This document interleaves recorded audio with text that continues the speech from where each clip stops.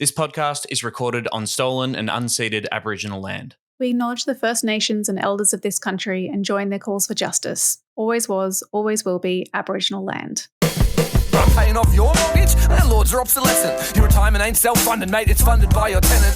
Tents in the park while penthouses sitting empty. Better cut the rent soon, cause we ain't going to riot gently. If you keep jacking up the rent, we're gonna burn down the real estate agency. If you keep jacking up the rent, we're gonna burn it down, burn it down. If you keep jacking up the rent, we're gonna burn down the real estate agency. If you keep jacking up the rent, you've been warned, mate. We're gonna burn it down, burn it down. If you keep jacking up the rent, we're going to burn down the real estate agency. If you keep jacking up the rent. It's a banger, man. I like it. Maybe I have to admit, I haven't actually listened to this song. I haven't listened to the full thing. I've just listened to like sort of that extract, I suppose. The snippet from news.com.au. That's where I listen to all the best new music. Yeah, I'm not on Spotify. Apple Music wasn't really working for me. I've actually just switched to news.com.au clips at the top of articles. It's working for me. Hey guys, just posting my news.com.au wrapped for the year. Just on my Yeah, that's right. All my great tunes. I love the song, but I also love how happy Jono looks in the recording video. You know, he just looks like he's having a great time. I think. Free and joyous. Just thinking about burning down real estate agencies.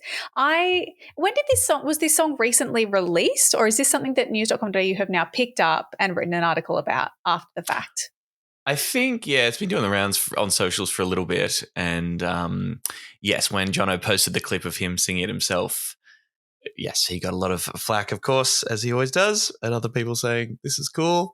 But yes, Frank Chung, who writes some extraordinary articles about the Greens at news.com.au, decided to pick it up. A former Greens politician and renters advocate has released a fiery hip-hop song taking aim at greedy landlords and real estate agents. Jonathan Sriranganathan, a former Brisbane City Councillor from 2016 to 2023 and Lord Mayoral candidate this year's election, shared a clip of a new song, Notice to Leave, from his, and this is in quotes, hip-hop folk band, Rivermouth, on Sunday. Yeah, brutal. Lyrics include, I'm paying off your mortgage, landlords are obsolescent. Your retirement ain't self-funded, mate. It's funded by your tenant. Tents in the park while penthouses sitting empty. Better cut the rent soon because we ain't going to riot gently. If you keep jacking up the rent, we're going to burn down the real estate agency. I mean, it was got good feedback. People online were saying this shit slaps. Another said, great work, mate. Other reviews were more mixed. This guy is ready to commit arson before looking at our immigration issue. And then the rest of the news.com.au article gets into the whole, like, is immigration increasing rent prices stuff. Because he's like, I'm a serious journalist. We're going to discuss the impact of immigration on the housing crisis. It quotes Sriranganathan. I guess, like, Jono must have, maybe this is just him just replying in the comments saying that, well, rents started rising steeply in late 2020 before COVID immigration restrictions were even lifted. Here are the alternatives. The journalist says, Sriranganathan, who lives on a $37,000 houseboat with his partner, has long been an outspoken critic of landlords and real estate agents and blames property owners for the rental crisis. I would argue that's a pretty blunt simplification and probably incorrect oversimplification of his position, not necessarily blaming property owners for the rental crisis. Also, what's the point of listing how much the houseboat is? Is that supposed to be like an expensive houseboat for $37,000? Well, it's funny because, when you read initially like $37,000, that's a lot, but it is actually obviously very cheap. Like if you were reading this logically, you would go, oh, this guy kind of lives his values, his principles. Yeah, but he's still an idiot, according to the journalist, because this reporting article says, while most economists have pointed to Australia's record immigration levels putting pressure on rental markets, Sriranganathan has previously dismissed supply and demand arguments as, quote, xenophobic propaganda. I wonder what this article is for. If you keep checking up the rent, well, I think the Greens are beyond help, unfortunately. They are a party for which anti-Semitism is deep in their political philosophy. We're stuck with the hosts of Chapo Shithouse podcast. Serious danger to Australia. Anyway, that's right. I'm back. It's me, Emerald Moon, and that's Tom Bauer. This is Serious Danger, a podcast about green politics in Australia. Not an official Greens Party podcast, but it is produced by Michael the Griffin. I am back on Yaga and Turrbal country in Mianjin. Tom, how's it feel to have me back in your life? It's an honor and a privilege. Big shout out to Angelica and Osman, our guest co-host while you're away. But a pleasure to have you return and tell me all about Taiwan. Taiwan was cool. Yeah, I was there for 2 weeks. Thankfully, didn't complete my planned trip to South Korea. I was going to go back to Korea at the time that they were then under martial law. But no, just Taiwan. Nice. It was really cool, great weather, and just the public transport. I would say like comparable probably to Japan, better than Korea even, but the metro system just rock up, hop on, and best of all, you know, Australians love queues, right? And when you travel overseas, that's often the biggest culture shock for me is I'm like, no one likes to fucking queue anywhere. But they have these like painted guidelines, queue lines outside of the doors of the metro, and everyone just like lines up perfectly, lets people off the train before getting on. Incredible, right? It can be done. Yes, it was lovely. Loved it. Did you get a read on the political situation about China and whether Australia and America to come to Taiwan's rescue if China ever invades? Did you have those conversations? No. I feel like it's one of those ones, if you rock up as like a white tourist unable to say anything other than thank you, and I don't even know if I'm saying thank you correctly. I don't think anyone's getting into, you know, honest political conversations with you. And what were you saying? Like, it's the cool new place. You were saying that Seoul is the new theory. Tokyo, and then Taipei is the new Seoul. Is that right? That's my theory. Yeah, I don't know if I stand by that theory, but I do think that yes, a lot of people when I said I was going to Taiwan, the answer was like, "Oh, that's interesting. What made you decide to do that?" Which I haven't really had before, but I think that it will increasingly be. I mean, it's just it's very similar to another country like Japan or Korea that like. Super like easy to travel. I found it quite easy, not even speaking any of the language.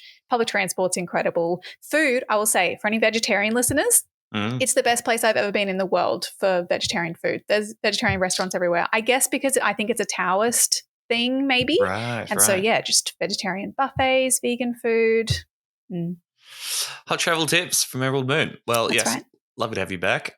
This week on the show, we are discussing the raging culture wars around the recent anti-Semitic and Islamophobic violence across the country and its political ramifications. And we're going to take a look at this recent pivot from the Greens towards cooperation with Labor and keeping Dutton out. That's what we're all about here at the Greens, keeping Dutton out.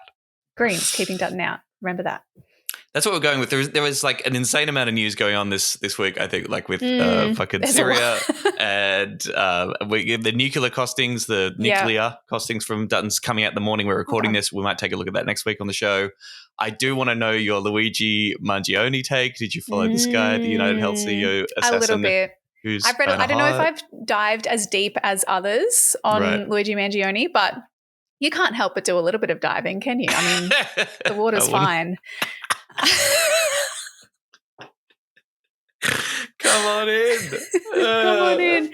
I thought it was funny that I think people, and I predicted a milkshake duck situation, right? And I think that there's a bit of pushing that angle. A lot of people being like, oh, you all assumed that he was this lefty, but he followed Joe Rogan and Tucker Carlson or whatever. But I think it pretty much tracks. Like he seems to have a lot of the articles that I've read describe his politics as, you know, effectively quite economically left and maybe not and anti-woke. And they're like, see, you wokeists. And I'm like, no, that tracks. That sounds kind of right. You know, in the sense that he would see quote unquote identity politics as a distraction from class politics, maybe. Yeah. There's plenty of people who fit into that category. Yes. And did you were you taken much with the discourse around whether we should endorse or support such behavior? Is it political violence? Murder's bad, but the private health care industry kills like 10,000 people in America every year. So who's the greater villain? Not that into that discourse because I think I know where I sit pretty easily. If you keep jacking up the rent. Should have released a cool tune about it. Thank you to our patrons who support our show. Go to patreon.com/SeriousDangerAU. For just $3 a month, you get bonus content. Welcome, LLW, Christopher, and Adami. Hope I'm pronouncing that correctly. If you sign up this week, we release another Patreon episode. It is part 2 of Chapter 7 of Inside the Greens. Turning the corner. We're heading towards the 2001 election. Lee Rhiannon comes on the scene. There are tensions between New South Wales and the Federal Party. For the first and last time. Yes, this is for a brief window in time. And we talked about how fucked transurban is, which we can never talk about too much. But patreon.com/Serious Danger AU. And if you already are a patron or if you can't afford to do that, that's fine. Maybe give us a 5-star review on your podcasting app. We would appreciate that. That helps us get us up the rankings, lets more people find the show. Wherever you listen to the show, give us a 5-star review. That'd be sick. Did you give a shout out? Were you talking about Spotify Wrapped and the people who had Serious Danger up high in their rankings in previous weeks? Just a shout out, to people who sent us screenshots or had Serious Danger as their number one Wrapped podcast or up in their top 5. That was quite nice. Yeah, that's really nice. There was some story about Albanese's rap story for this year. Oh, that's right. His favourite song of the year was Australia by G Flip. All right, mate. Oh, my God. Right, that mate. feels confected. He's had that playing volume down overnight. Well, Letting Go by Angie McMahon is his second most played. Dude, maybe listen to Angie McMahon's politics. Yeah. And stop cooking the fucking planet. How about that, mate? Here it comes, here it comes.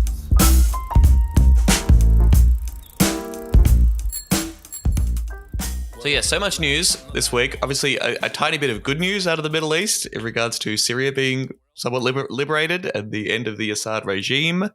What's going to happen next there is a little bit TBC, of course, but, generally speaking, I think it's unequivocally good that people who have been detained and tortured for ages are being free, and it looks like the country is moving, in a better direction. So, yay to that. But, unfortunately, Israel continues its genocidal war on Gaza and the broader region. And this week in Australia, community tensions were strained even further after a spate of anti-Semitic and Islamophobic hate crimes across the country. All of these attacks are unequivocally bad, but the political response to them has once again exposed the double standards when it comes to anti-Semitism and Islamophobia. And what do you know, is being used to call for the suppression of our right to protest and to justify the continuing subjugation of the Palestinian people. So don't worry, everyone. While you've been away, Australia is still continuing its bullshit. Yes. Yeah. Did you follow this much? Have you been reacting to this sort of drama playing out? No, I think I was still a little bit in holiday mode when the Synagogue fire happened, and then I did see a bit of the fallout from that, and Albanese, taking too long in some people's eyes to label it a terrorist attack. Well, he was playing tennis. Did you follow Tennis Gate? Was it tennis or badminton or something? Maybe it was tennis. No, maybe you're right. I mean, pickleball. That's a hot new phrase. My parents love pickleball. Yes. Everyone loves fucking pickleball. So, yes, people are probably across this, but the basic details of what happened. Early Friday last week, Friday morning, the Adass Israel Synagogue in Ripponlea in Melbourne was set alight with worshippers still inside. There were people in there. 60 firefighters and 17 trucks were called. Thankfully, no one was hurt, but the fire did cause substantial damage. Some estimates range in the tens of millions of dollars worth of damage. It obviously also provoked a lot of distress and a lot of fear within the Jewish community. And eventually, after a meeting between Victoria Police, the AFP and ASIO, the attack was declared a suspected terrorist attack. Victorian Police Chief Commissioner Shane Patton told the media, "I'm very confident that we now have had a terrorist attack on that synagogue." He said it was clear that the fire was targeted. It was callous and horrific attack on the synagogue, but by default, it's an attack on the Jewish people. Well, first of all, what did you think? There was, as you said, this argy-bargy about whether the government was dragging its feet on declaring this a terrorist attack. That was quite a thing. I don't really know. I don't actually get that in this instance because, it seems to be making a contest out of what was probably an uncontested issue. Yeah. Don't you think? I don't think anyone was actually contesting the idea that it was a terrorist attack. I think if they wanted to, politically speaking, there surely would have been groups that would benefit from a debate over whether it was an anti-Semitic attack. But perhaps, maybe that was terrorist attack was used as a stand-in for that based on the idea that it was targeting a religious group. I don't really know. Well, I mean, Dutton was clearly trying to get political capital by saying, Albanese's weak. You've got to call it a terrorist attack straight away. I think there's something reasonable to say, hey, probably leave that to the authorities. The people who do that. The people who do that. I mean, even then, Albanese was like, if you want my personal opinion, it has all the signs of a terrorist attack. Yes. I mean, I think we discussed this a bit with the, that horrific stabbing event in Bondi, right? Yeah, this we politicization around that. I mean, Albanese was sort of saying this caused fear and terror within the community, therefore it is a terrorist attack. I'm like, well, technically, not. My understanding is a terrorist attack is violence with a political agenda, right? With some kind of political aim of some description. Because and even though we had that conversation, I can't remember what the criteria are for defining something as a terrorist attack. Because if you asked me, I probably would say that it has something to do with an element of, or being intended to, cause terror among a particular group. Like, I guess. But with some kind of political cause or with a political objective, right? That's kind of crucial. Right. Which, again, we still don't have the details here necessarily. And we'll get to the discussion of this attack's links to the broader debate around Israel-Gaza and the problems associated with that. But anyway, I mean, it's and I guess that designation does have ramifications for how it's investigated and the authorities' response to it. So, it does kind of matter in a way. But yes, it doesn't matter in that we can all say this is really bad and should absolutely be condemned. Other violence and attacks that occurred over the weekend, a bus belonging to the Islamic college Iqra College, IQRA College in South Adelaide, was set on fire in suspicious circumstances. It was parked outside the bus driver's house and it was set on fire, set ablaze. Again, no one was hurt, but bizarre. And I mean, it just did not get the same kind of coverage. Has there been any investigation of that, like any reporting on? They're launching an investigation now. Yes, no discussion of terrorism there, I suppose. One would assume that the bus was clearly identified as belonging to that particular college, but I guess we just still don't know. Then on Tuesday night in Woollahra, in Sydney's eastern suburbs, which is home to a large Jewish Australian community, a car was set on fire, and on the fence of two homes and a footpath, there was graffiti with "Kill Israel" and other offensive slogans. Now, Israel is spelled ISRAIEL. And apparently they're trying to find these two young guys that was seen fleeing the scene, between the ages of 15 and 20. Yeah. Allegedly, that's still being sorted out. But I was like, okay. I mean, awful again, still violence, terrible, terrorizing people. But can we really not spell Israel at this point, guys? I've noticed, I don't really know if I have a take on it because I feel as though I've noticed Israel spelled a lot of different ways. And I don't know if that's like an English versus other spellings thing. And I'm like, I don't know what these guys, probably, I don't know if I want to make fun of them for their spelling. But it's not the worst of their crimes. That's certainly true. That's totally fair. So, I mean, the double standard really becomes clear. Again, these attacks are unequivocally bad. They should be condemned. And everybody has, right? Anybody of good conscience has condemned these attacks. And, solidarity and love to people in the Jewish community. Again, Emerald and myself cannot fully comprehend what it must be like to be in that community and to be, to be watching this kind of stuff play out or to literally be part of, an attendant of that synagogue and seeing what that happened. It must be horrific. At the same time, and I don't think it's inconsistent to point this out, it's sort of impossible to not look at the response to this firebombing, the widespread condemnation, the, very quick and very serious response from the authorities and not draw the contrast to the firebombing of the Burgatory restaurant owned by prominent Palestinian Australian activist Hush Taya, which happened a year ago. We talked about it at our live show in Melbourne in November last year, I think. Yeah. And this is one that we played at and just seemed to raise a whole lot of questions. And then there was this story that, again, did not get nearly as much attention from earlier in November. I think it was on page 4 or something. Yeah. An alleged arsonist accused of firebombing the Burgatory restaurant in Caulfield told covert police officers the attack was linked to the conflict in the Middle East, contradicting authorities' repeated claims that there was no racial, religious, or political motive. The brief in the case, obtained by The Age, shows undercover operatives gathered information suggesting the high-profile attack on the restaurant on November 10th last year was connected to the violence in Gaza. Victoria Police has continued to deny the attack was racially, religiously, or politically motivated, but declined numerous invitations to explain how it came to that conclusion. On Monday, Victoria Police repeated its denial that the arson attack on Burgatory had a political or racial edge. Victoria Police does not believe the incident was racially, politically, or religiously motivated. As the matter remains before the courts, it would be inappropriate to comment further.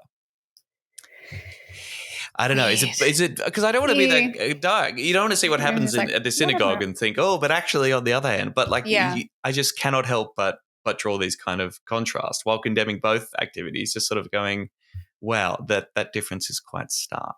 Oh, certainly. Yeah. And like from the very top, in terms of the mainstream political response. Yes. It is very different. I do think there is something about an attack on a place of worship that is particularly galling for a lot of people or particularly scary for a lot of people. Yeah. It's quite a clear attack on, it's quite clearly an attack on the people who are going to be there for a clear and specific purpose, which is worshipping Judaism, So I get that, but you're absolutely right. Like the speed of the response, the volume of the response is so different when it's an attack on Palestinian people or Muslims versus Jewish people. Yeah. Here's Adam Bandt's statement that he posted to X. Amid the arson attacks on the Adass Synagogue and Islamic school bus, the country's multicultural community is hurting. Attacks on Jewish or Islamic communities are an attack on us all. That's why it's vital that leaders call out both anti-Semitism and Islamophobia when they occur. Racism must be eliminated in all its forms. Denying or downplaying it, as some liberals have done, just makes the important work of ending Islamophobia, anti-Semitism, and all other forms of racism that much more challenging. Which I think is really fair enough. He's turned off replies on that on X. Wise. Good move, Adam and his team. What's he referring to? Some liberals have denied or downplayed racism in all its forms. Yeah, well, we've had a fair bit of this, but in response to these recent attacks, it was like mask off, quiet part out loud. Dave Sharma, who is a Liberal senator, former Australian ambassador to Israel, on Monday said this. Anytime any senior minister mentioned anti-Semitism in the last 12 months, they also mentioned a fictitious Islamophobia which was not going on. Why bother saying that? You didn't need to say that. Well, I think he believes it and he means it. We've seen Julian Lisa as well, the Liberal backbencher. He's Jewish himself. He's from the community and he's very outspoken about anti-Semitism. Fair enough, but he's also on the record as regularly saying stuff like this. I'm sick and tired of anti-Semitism always being lumped in with Islamophobia. When there is genuine Islamophobia, it needs to be called out. And he says there was Islamophobia in the wake of 9/11, but basically not anymore. And talks about this idea of a false moral equivalence. Basically, we just want to talk about anti-Semitism. Whenever anyone brings up Islamophobia, you're being anti-Semitic or you're trying to downplay anti-Semitism. I mean, him saying a false moral equivalence is very interesting because, yes it seems to be suggesting that actually anti-Semitism is worse than Islamophobia or they're not as morally bad. That's false.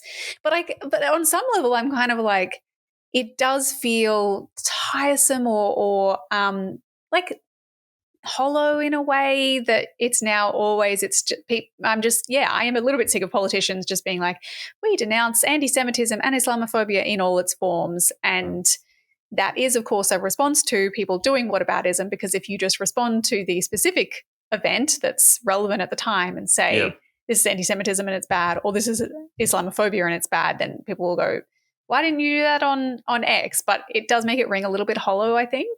Not that I think that's the point that Julian Lisa is making here. Right.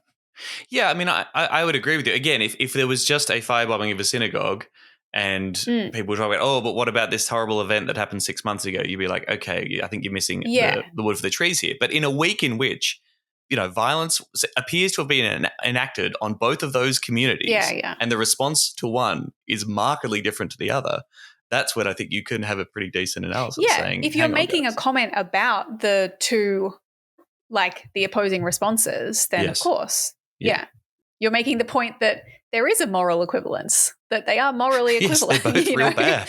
Both real bad guys.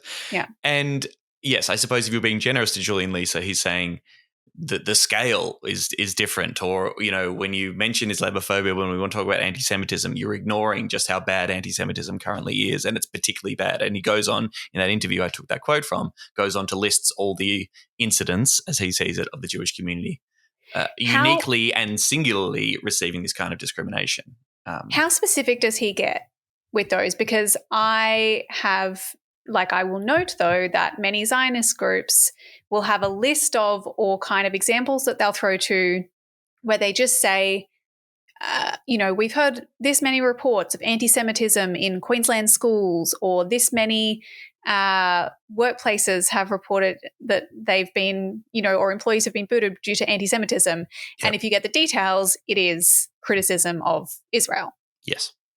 Yes, this is when it gets extremely messy. And yes, some of the instances that Julian Lisa lists, he's also a big advocate for this inquiry into anti-Semitism on campuses. So, clearly there are some folks who think that students camping out in protest against genocide, against the universities complicit in Israel's actions in Gaza, is a form of anti-Semitism. Or, Jewish students walking on campus and seeing other students wearing keffiyeh, or saying from the river to the sea, Palestine will be free. This constitutes horrific anti-Semitism enacted and upon not them. that, I don't know if it's even a worthwhile exercise, but it seems as though we just simply do not have a way right now to accurately measure instances of Islamophobia versus instances of anti-Semitism because of the way that people categorize them so very differently. But right. I wish that there was that, because it feels unlikely to me that there is more anti-Semitism, purely not anti-Zionism, but anti-Semitism than there is Islamophobia in Australia. Who knows? I mean, yes, so Gillian Segal, the Special Envoy on Anti-Semitism, will cite there's been a 200 to 300 increase in anti-Semitism reported incidents over the past year, okay? Yep.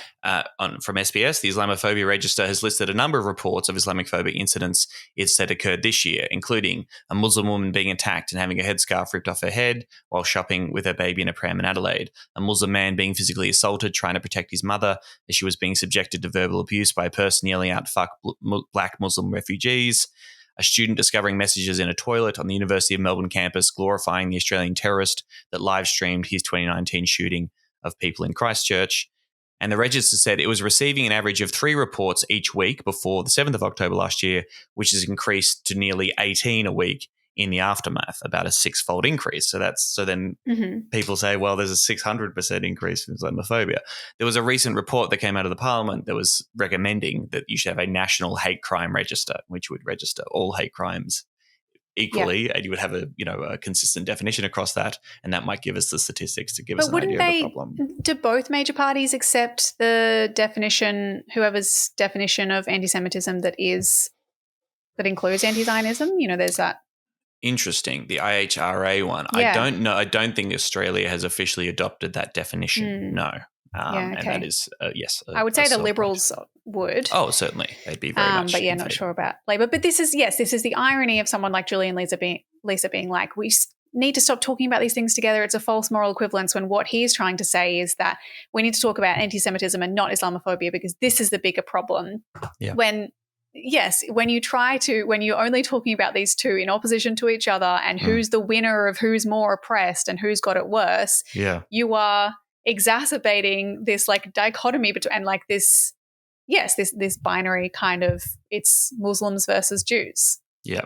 Yes, the hierarchy of racism is no good. Have an anti-racist across-the-board policy, I reckon. That's the way to go. So then we've seen these links between this violence and attacks and the conflict in Israel-Gaza. Again, unequivocally condemning these actions and the violence and the terror that it visits upon communities. But then you get comments like this. This is in regards to the vandalism in Woollahra. Zionist Federation of Australia Chief Executive Alon Casuto described the incident as a vile act. Fair enough. Jew hatred is escalating into domestic terrorism fueled by the demonization of Israel and a persistent failure to call out incitement.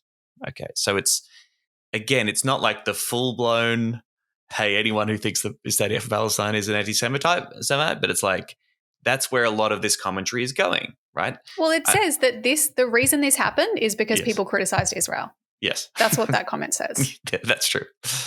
That's an analysis that seems to have been shared by Israeli Prime Minister Benjamin Netanyahu, who got involved in Australian politics. He weighed in. He Australia directly mentioned. He directly linked the firebombing of the synagogue in Melbourne to Australia's voting record at the UN, particularly our recent support of a motion recognising the permanent sovereignty of Palestinians. Literally saying, because that happened, this is what you get. People start bombing synagogues. Right. That view now seems to be shared by the coalition. The coalition has hit out the Albanese government supporting a UN resolution calling for a permanent and unconditional ceasefire in Gaza, claiming it will fuel anti-Semitism. Australia on Thursday joined 157 other countries in voting for an immediate, unconditional and permanent ceasefire in Gaza that also seeks the immediate release of all hostages taken by Hamas. Australia additionally backed a second resolution condemning a new Israeli law banning the UN Palestinian Relief Agency UNRWA, which serves as a vital lifeline for besieged Palestinians and has been accused by Israel of being infiltrated by Hamas. Wow, good stuff. Really good. I mean, we should, point out, I guess, credit to the government for being pushed by the people. That's right. We give credit to the Albanese Labor government. But it's good. It's a pretty remarkable shift in position. There was stories about Albanese sort of saying, oh, yeah, people are going to get more pissed by these other votes that we're doing. So a good news story that everyone should celebrate. Apparently not. Opposition Home Affairs spokesman James Patterson chastised the votes, saying the federal government's lack of support for Israel translated into anti-Semitism in Australia as people linked the Jewish community to Israel. Hang on. This is a direct quote. They don't draw any distinction between Israel and Jews, so when the Australian government abandons or even worse vilifies Israel, anti-Semites take encouragement from that. Bruh. Who doesn't draw any distinction between Israel and Jews? Who? Well, I'll tell you what, a whole bunch of people do that, actually. So it's actually totally fine. They do that. Yeah, I heard it too. Secondly, who encourages people to not make that distinction? I mean, your comments here, James Patterson, yes. And I don't know, Benjamin Netanyahu, who every time Israel's criticized for anything accuses that person immediately of anti-Semitism, talks about it being the only Jewish state. This represents the Jewish people. Any attacks on Israel itself or Israelis is an attack on all Jewish people across the world. Jewish people aren't safe except for Israel. I mean, is this, I don't know what else James Patterson has said. I guess would he argue, oh, well, maybe I don't necessarily, I'm not saying that Judaism and Israel are inextricable or the same thing, but the reality is that most people see them this way right now. And so if you criticize Israel, you criticize Jews. Therefore, at the UN, we can't support any motion that criticizes a country that's committing war crimes and genocide because real politic. Other people are racist over it. Just insane. Fighting anti-Semitism with his own anti-Semitism. And once again, I'm sorry, I got to give props to a Labor member. Labor Minister Anne Lee said Australia had to act accordingly if Israel flouts international law, but noted that Jewish Australians have nothing to do with the actions of the Israeli government. And I think, conflating the two leads us down a very dangerous path. Wow, she say it. She say it. Now, of course, where this leads is where we're at now. When you link these two things, when you say this violence is a direct result of criticism of Israel, of people standing up for the human rights of Palestinian people, for the victims of a country whose prime minister has had an arrest warrant issued by the ICC that's just been found by a recent report from Amnesty International to be committing all sorts of war crimes, including the crime of genocide. When you make that link and then you say, well, then we should probably, stop this kind of protest that's going on. Specifically outside places of worship. Okay, this is a story that sort of came out this week. Prime Minister Anthony Albanese has backed calls to ban protests outside places of worship amid a spate of anti-Semitic incidents. Albanese backed a proposal by New South Wales Premier Chris Minns to regulate protests outside religious institutions and places of worship. Whether it's a great synagogue, a cathedral, a mosque, it's completely unacceptable. We need to respect people's faith, he said. Albanese criticised recent anti-Israel protests outside the Great Synagogue, as well as protests against George Pell outside St Mary's Cathedral, where his funeral service was held last year. For people to demonstrate outside a place of worship is a provocative act which undermines whatever the cause may be that people are purporting to advance, because it completely alienates people who adopt a bit of common sense. God forbid a protest be a provocative act. Isn't that the fucking point of protests? I don't agree with this. I wonder if, has anyone drawn an equivalence between this proposal to ban protests outside of places of worship with, for example, exclusion zones around abortion clinics? Oh, interesting. I can imagine people maybe drawing that link, and I'd have to probably think more about why I would support exclusion zones and not this. But I do not see the justification, I think, for just wholesale banning all protests. Like, what if there are people within a church who want to protest the decision of their church? Yeah. I think that's totally fair enough. And broadly, I think, the critiques of this, which we'll get to from the New South Wales Council for Civil Liberties, are pretty much on. I think the complication comes from the idea that if you are protesting against the actions of Israel and you hold that protest outside a synagogue, Sure. I think that's an anti-Semitic act. And I think Sure. that the protests that occurred in the wake of the firebombing of Purgatory, which ended up being outside the synagogue when people were going there for prayers, was a mistake. It was admitted as such by the organisers, and the pro-Palestine movement, acknowledges that was not a great move, and that was an unfortunate way that things shook out. And you can understand why ordinary Jewish worshippers going to their synagogue would find that intimidating and anti-Semitic. So I think that's the only complication. That is specifically about this type of protest and the conflation of Israel with Judaism. That is not about whether it's appropriate to protest outside a place of worship. Certainly, yes. And then you get the bigger issue of like, well, first of all, the right to protest in New South Wales does not need to be restricted any further. Thank you very much. And then, as Timothy Roberts, who's the president of the Council for Civil Liberties, said, this is a knee-jerk reaction pointing to places of worship outside significant civil institutions that often attract protests, such as the Sydney Town Hall. So that's the other point, is like, okay, well, places of worship are near other places that people might want to protest. So that could get a little bit tricky. And he also added that places of worship are also houses of political power, pointing to high-profile people that had been platformed to speak on divisive issues at churches, as well as the displaying of ribbons commemorating abuse survivors on Catholic church facades.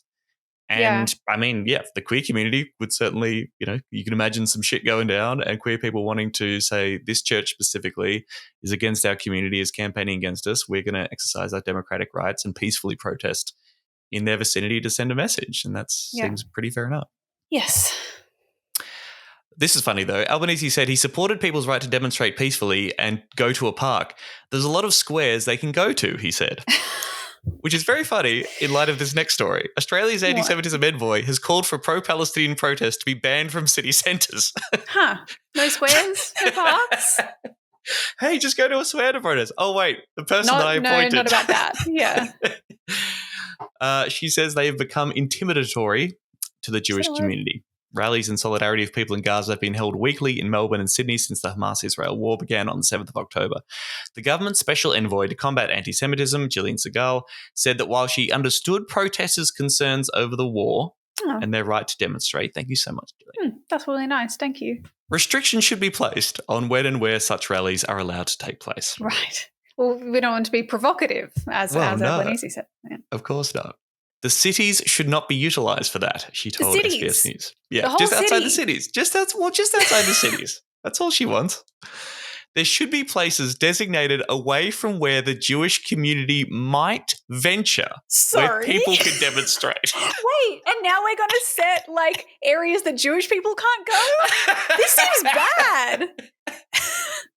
Anywhere Jewish people might venture, you can't have anything there. That's no good. They can't walk fast. We'll just have Jewish no-go zones. That's good and normal, right?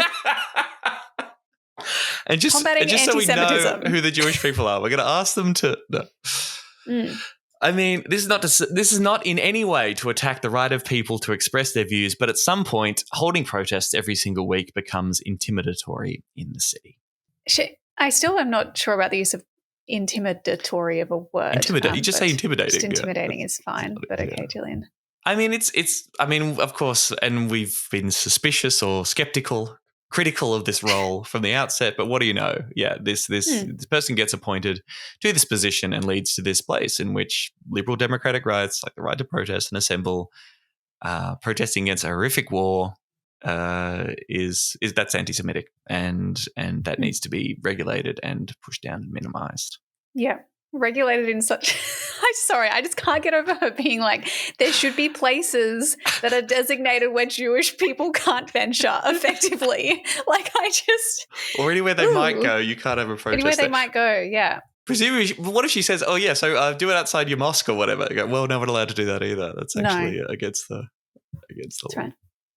My question to you is, what if the special envoy on Islamophobia disagrees with the special envoy on anti-Semitism? Do they fight, or like, how do we? Yeah, then we need the wars. We need Julie and Lisa to adjudicate who is the more envoyist, The most oppressed gets to win. They get to make the decision. And really, if we want to help Muslims and help the Palestinian cause even perhaps, we should be more Islamophobic, get those numbers, get those figures of Islamophobia up so that bumps up its status and the envoy against Islamophobia wins. Is that a good idea? We're offering sensible solutions. Just floating ideas. Great. Pivot!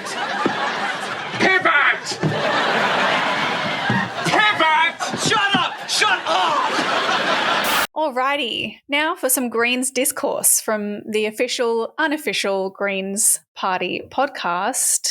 We're talking about the shift in framing over the last few months. Now, obviously, people are going to pick this up. There's been a pretty clear shift in the way that the Greens are positioning themselves, very much this keeping Dutton out frame and angle that they're taking, rather than maybe focusing more on holding the Labor government to account and pointing out why Labor is not the best opposition.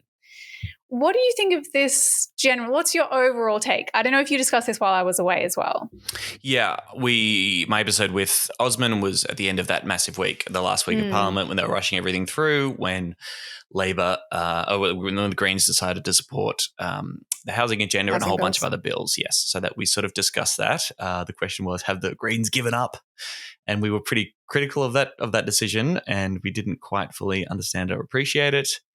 And then since then, I've saw some of these articles I know we're going to get to about the discussion of how real that is, what's the logic behind the Greens sort of suggesting that they're all about keeping the Liberals out and working closely with Labor, and how that's going to work when there's an election coming up when we're definitely going to try and win some seats off those guys.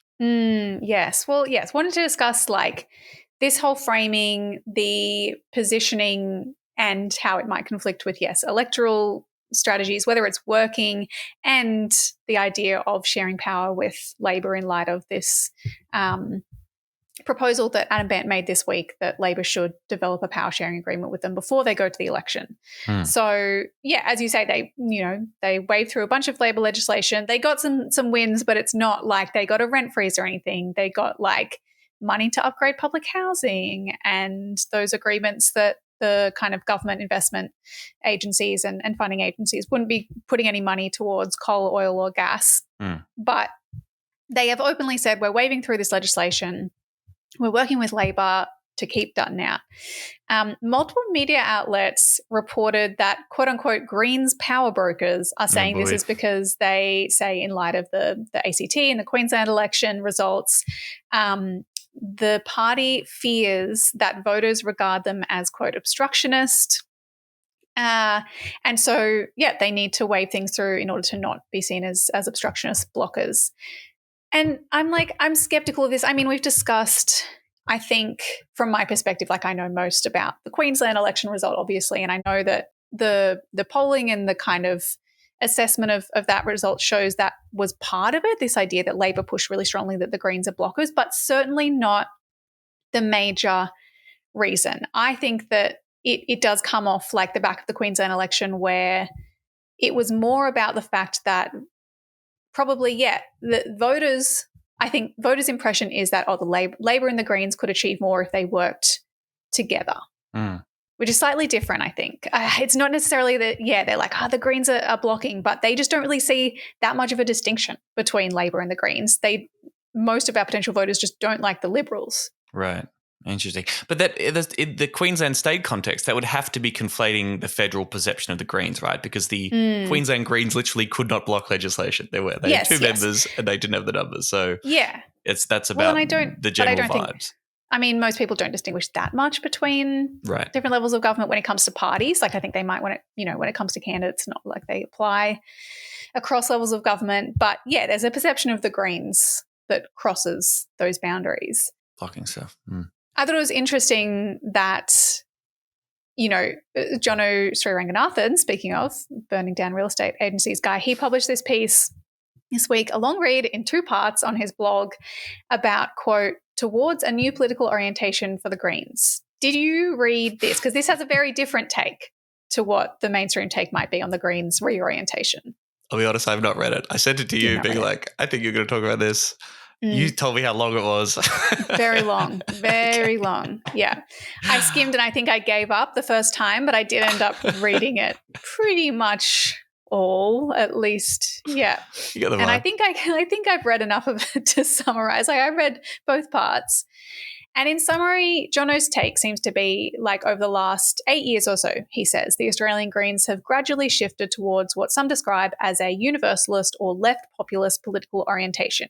So the simple example of this is Greens saying we're going to tax big corporations to fix your teeth. We're going to bring dental into Medicare because it is, it's about like it's a social democratic state that taxes the rich in order to build revenue, to deliver something to the people from the government that is universalist, that everyone can access.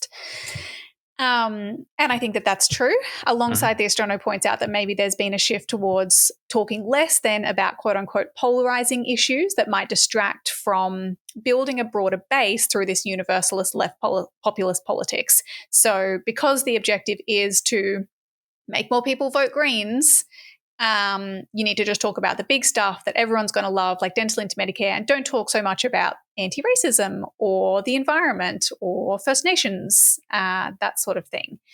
He says that this might have worked to some extent, and particularly in Queensland, although some of those successes, like in 2022, might have been more about being able to mobilise a base of volunteers than necessarily a framing that works with voters. But we're now hitting limits, and we need to think about how we move forward. And particularly we face this kind of like dilemma of dissonance where voters do see the Greens as obstructionist in some way, thanks to, no small part to Labor's positioning and the media really running with that. But we're not actually blocking much, if anything at all. Right. Which means we're seen as a kind of establishment minor party, while at the same time, anti-establishment sentiment is rising. For example, he cites, increasing vote for legalized cannabis as a kind of an actual outside player, which I think is quite an astute and a true observation that, yes, we face that dilemma of being insiders in many people's minds when we would probably be better positioned as outsiders. Do you agree with that? Yeah, I mean, my critique of the housing decision, the way that I support that, is that we sort of ended up with the worst of both worlds. We didn't get any concessions that we wanted, and we were perceived as obstructionists because people would say we delayed for a long time, and we did delay that vote for a long time because we were holding out for concessions and then folded at the last minute. I think that's probably true. Yeah, probably the Greens. So we stride these two worlds of saying, hey, we're a party that you should take us seriously. We can we have legislative goals. We want to pass these laws and we have all these policies to try and make your lives better. And then we're not able to actually enact that legislation because we simply don't have the numbers in Parliament as yet. So you sort of caught between the two. Yeah. And when we are the party that stands up for principles, calls out bullshit and is sort of frank with that, that's often when we do well, I think. Yeah, and Jono has, I guess, kind of a couple of takes on how you can address this. One of the things that he's saying is that our methods don't really match our message. And so when we say an issue is as urgent as we say the climate crisis or the housing crisis is, the way that we then still just work within the parameters of the parliamentary system, for example, don't really match that. And he uses this example of Hanarawiti Maipi Clark's recent, the haka that she did in New Zealand Parliament in protest of the Conservative Party's, absolute, whatever it is, trampling all over Te Tiriti. Jono says, quote, if the Greens narrative was more explicitly and consistently that the whole system is broken, so we're not going to do this dance with the major parties, the decision to block crappy Labor bills and take stronger negotiating positions might make more sense to voters who are only superficially paying attention. Later in the article, he says, beyond a more democratic approach to wielding power within Parliament, Greens politicians should also continue exploring more creative and subversive uses of their platform. Symbolic stunts, disruptive protests, smuggling in Bluetooth speakers to play the testimonies of oppressed people. Everything should be on the table. He's like, why can't you guys be more like me? Because this is very much the kind of politics that he did when he was a councillor, right? Like he was known for this kind of unconventional use of his platform, not necessarily playing by the rules. He would be willing to face arrest. But of course, it is a scary proposition because, we saw the kind of attacks that he came under when he took that approach. Yeah. Or see the kind of focus that Lydia Thorpe comes under. Exactly. Lydia Thorpe is an protest. example he cites as well. As an example. Yeah, right. Cool. Yeah. And I mean, Lydia Thorpe he also uses specifically as an example of another point that he makes, which is that the Greens he thinks, lean as much as they could into like an anti-colonial, anti-imperialist, and by extension, anti-government position or critique, kind of on the assumption that won't build a broad base. And he points again to, look at the protests that came out in support of the treaty in New Zealand. That's not just Maori. That's everyone being able to do that. And I have to say I still have skepticism. Like I take Jono's point, but I have skepticism that we are in a place in Australia right now where we could achieve something similar. But hey, maybe that's a cop-out because it's like, well, you have to build it. Well, yeah. I mean, I think the Invasion Day rally protest is sort of indicative of that kind of social sentiment and movement of a movement of people out there of decent, good-hearted people. And polling is never as dire of changing the date of Australia Day as we're told it is by the right-wing media. There's actually like a broad, consistent and growing sense of support, recognizing that Gen 26 is cooked. So that's an example of an equivalent, I suppose. That's true. Yeah. I guess with that stuff, I just it's like you have to resolve a potential contradiction, saying to people, the system is fucked, Parliament sucks, hey, please vote for me. And maybe he's saying that the electoral considerations are not that important and maybe and are less important than the focus is on. But I've always thought at the same time, I mean, this is an article about how the Greens need to change their strategy because they're not winning seats. They're not winning as many votes. So you're right. There's a kind of fundamental contradiction when you're talking about like an effectively anarcho-social, like anarcho-communist movement, electoral movement. So it is a difficult circle to square. Jono has an interesting take as well that instead of building our campaigns around like policies and particular issues, going to the door and saying, what issue do you care about most? And then coming back and being like, it's housing. We're doing our housing policies. Talking more about core values or beliefs with kind of this skepticism of government as central to that, and that as a way to maybe more directly meet people like anti-politics people where they're at, which I think has merit, but I'm not entirely sure what that would look like. And I don't know if it is in some ways like doesn't give people enough credit for their ability to grasp and get excited about specific policy proposals. Yeah, well, policy proposals is one thing, but issues is another thing. I mean, we shouldn't shit the bed and we should not undermine the incredible work that Max and the broader party have done politicizing renting in this country and getting in people's minds the association that Greens are the party that care about you as a renter, that Labor has absolutely had to play catch up for and is falling over themselves to try and appear as if they care about renters at all. They've had to do that.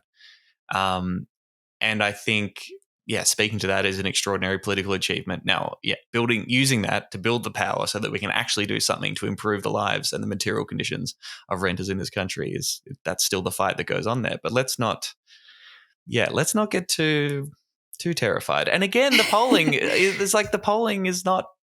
I still have not seen the evidence to saying that the Australian Greens polling is through the floor. End of the movement. Yeah. I mean, I think there was a drop, and maybe we'll get to this. So Jono is saying, it looks like the Greens might be heading kind of in the opposite direction to what he's suggesting because they're moving more towards working with the system, working with Labor, potential power sharing arrangements, rather than stepping further outside of it.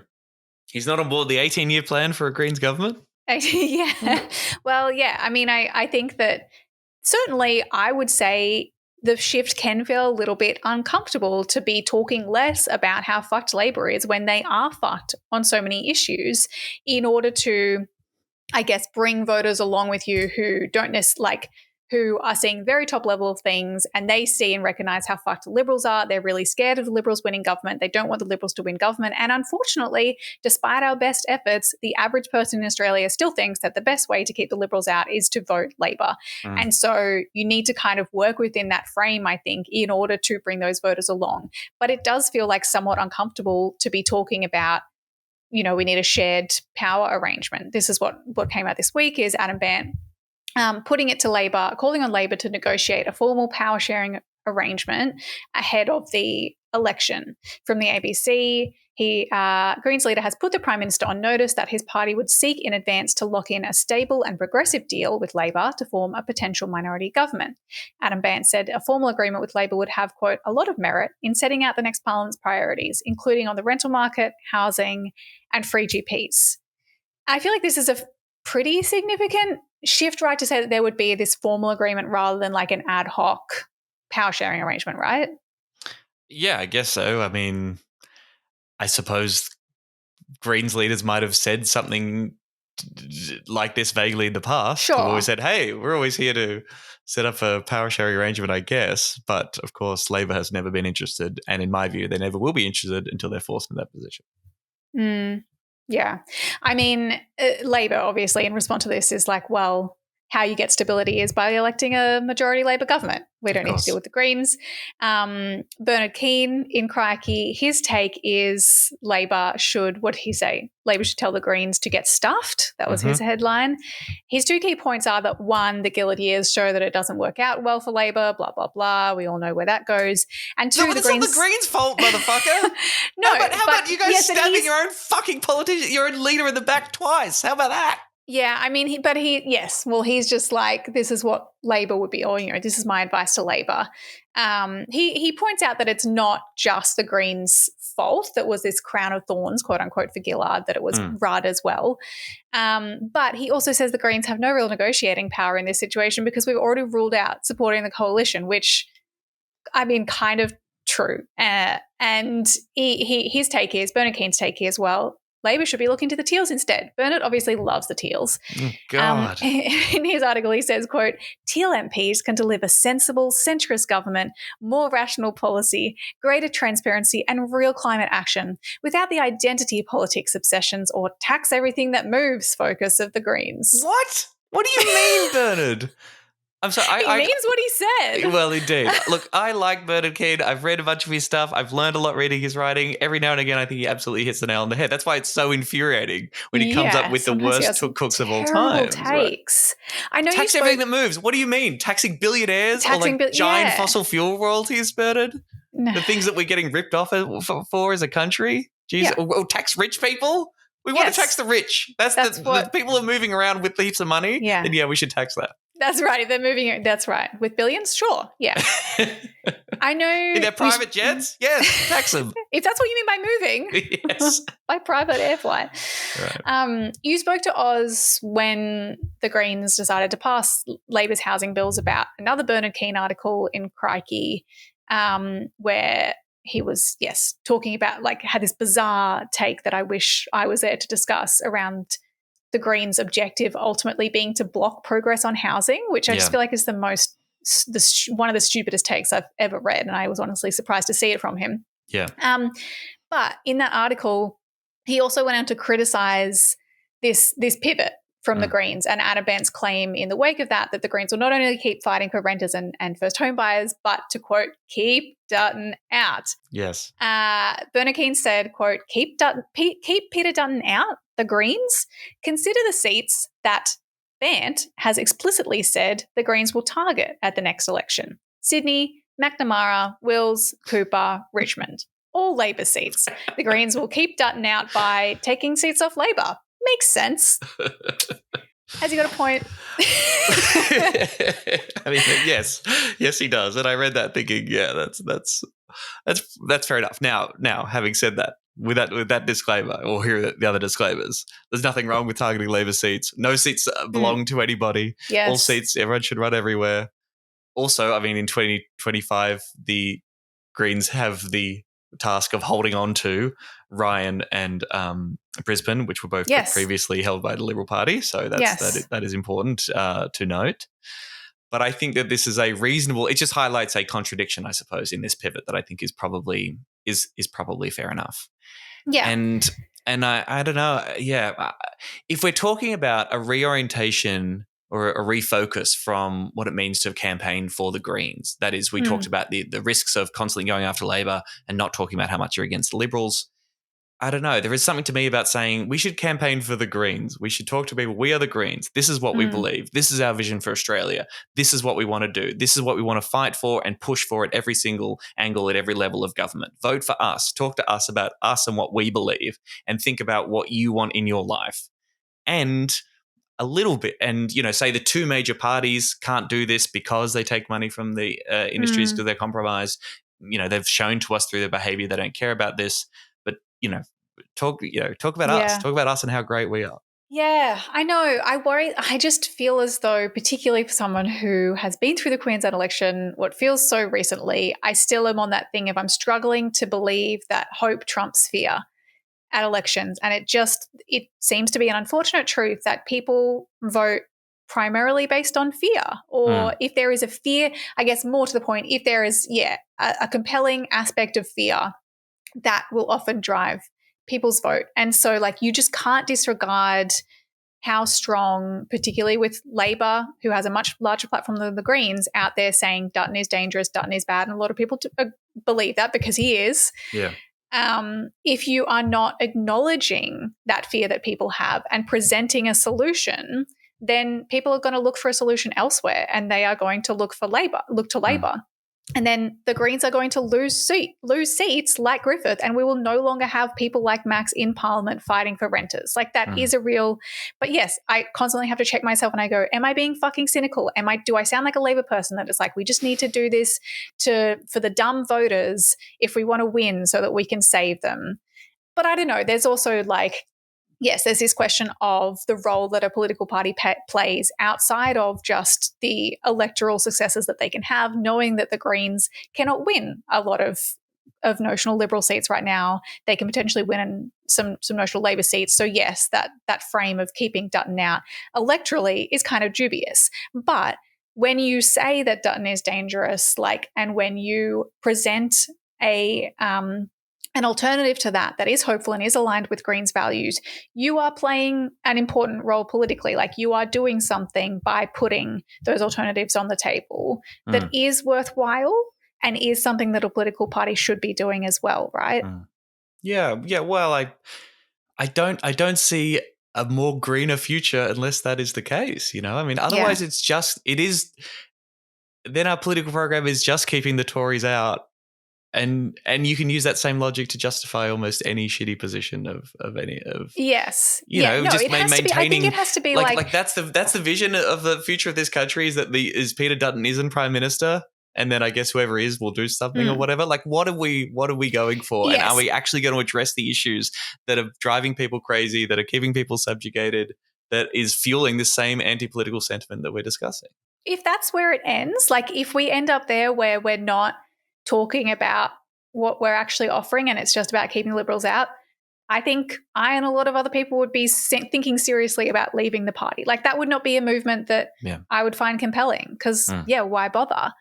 But I think it's I think you're right that we can't throw the baby out with the bathwater and buy into what conservative media and parties and lobby groups would love the Greens to believe, which is that your vote is suffering because you stood up for things and you stood by your principles, because that's not true. Yeah. And I mean, like you say, looking at the polling, so the latest Resolve poll has our nationwide primary up, sitting at 12%. That's up from 11% in November. But it's also, interestingly, still 2 points below our high of 14% in June.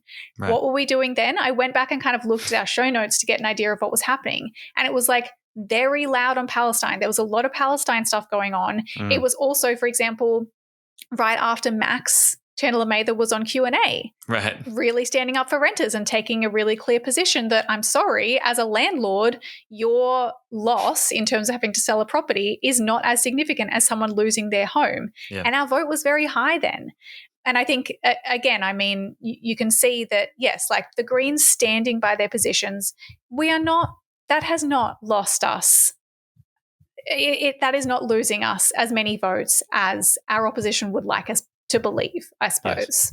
Yeah. I mean, I just remember people on the left, the reason you believe things, well, not the reason you believe things, but the things that you believe in, you have to believe are good for most people, right? Like if you're a leftist, the positions of what you're fighting for if rolled out, must make most people's lives popular. Yes. Better.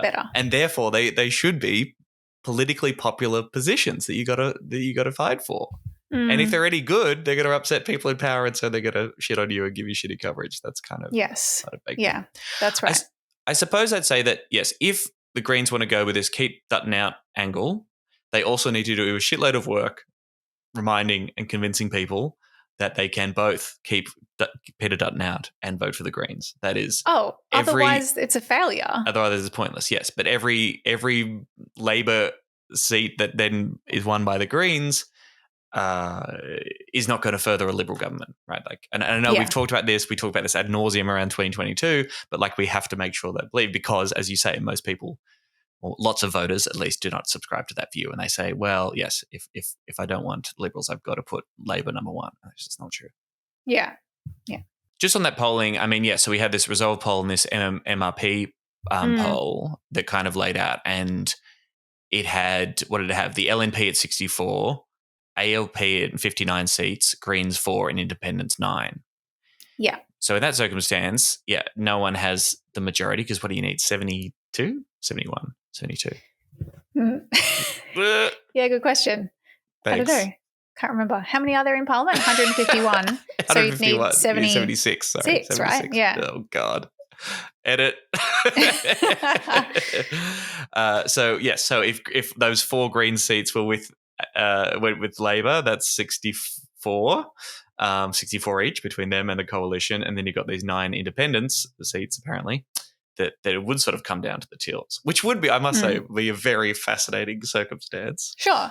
It would be interesting. Yes. Yeah, I still don't know how much to trust this MRP polling, and I still don't it's quite do you know how they do these polls? It's kind of complicated, I think, and they incorporate like demographic data and, all these different kind of factors to map a nationwide poll onto electorates. So it's not seat by seat polling. It's not necessarily it's not 100% accurate. Yeah. It is, MRP stands for multi-level regression and post-stratification of a poll. I could have told you that. I knew that. I'm sure you could have. I didn't look that up either. But I don't know how many seats are in Parliament, but I knew that. Yeah. Yeah. But it is nonetheless, it is helpful and interesting, particularly to see that, interestingly, the Greens' lower house seats from that. This is from the Redbridge polling, is the polling that's got the MRP analysis. It has those Greens seats looking safer than they did in May or September when they last did this. So I think apparently in May, Brisbane was looking too close to call, and then in September, Ryan was looking too close to call, and now they're looking marginally safer, they're looking like they would be Greens. But it's still, the pollster pointed out, very close. It's only a few percentage point changes. Okay. But this one is predicting us just holding our 4 seats and not picking up any new ones. Yeah. Okay. Yeah. All right. If you keep jacking up the rent, we're gonna burn it down, burn it down. Well, great to have you back, Emerald Moon. Thank you very much. Thanks for coming back. Appreciate it. Thanks for coming back. Yeah, consider just not, defecting to. Defecting, that's right, to Taiwan. Or over the bond, the CCP. Call to action this week, of course, just a shout out to the Jewish Council as we were discussing these anti-Semitic attacks and violence and all the various knotty positions there. The Jewish Council are a progressive voice for progressive Jewish people in Australia. They're a Jewish peak body that isn't insane and they do good stuff. So you can always donate to them. You can support their work or just check them out. They're out there providing a really important voice in the conversation when, yes, overwhelmingly the Jewish representative bodies are rabid Zionists and back Israel no matter what. So jewishcouncil.com.au, the website to go to there. Yeah, the other one I was going to put in there, I just remembered, is I think there has been a bit of a call from the Muslim community to report incidents of Islamophobia, engage with that, register Islamophobia. Right. We'll put the link in the show notes. But yes, that if you do witness or experience Islamophobia, to record it so that people like Julie and Lisa can't continue just erasing that very real experience that people are having, and also use it for political ends. Wow, this is a really shiny website for a terrible thing that we have to set up shiny, to report, but it's quite, nice design. That's islamophobia.com.au. Another cheeky plug. Hey, it's Christmas time. Maybe you're buying Christmas presents and you're in Naarm, and a great Christmas present would be a ticket to a big fundraiser that I'm doing at the Melbourne Comedy Festival next year. This is a thing I've been doing past couple of years with Will Anderson. All the funds raised go to the Asylum Seeker Resource Centre, a big old comedy lineup. It's called Stand Up for Refugees. Me and Will Anderson hosting an incredible secret lineup at the Comedy Theatre this year, which is like 1,200 seats for fuck's sake. But we'll put the links to that. That's happening on Sunday, April the 5th, I think, or 4th or 5th, one of those. Wow. All the details at the Comedy Festival website. I'm not doing a show this year, next year at the festival. This is my only Comedy Festival appearance. Exclusive Tom appearance. If you want your Tomery, we've got to get it there. Sunday, April the 6th. We'd love people in Melbourne to come along to that. While you're laughing at lots of other things, buy tickets to that to raise money for a great organisation. Yay. Thanks, guys, for listening. We'll be back next week with a show, and then we're taking a somewhat break from regular episodes over the Christmas period. But we will definitely see you next week to discuss the news. So, go make things happen for us so that we can discuss them. Goodbye, everyone. Thanks for listening. Bye. Serious danger to Australia.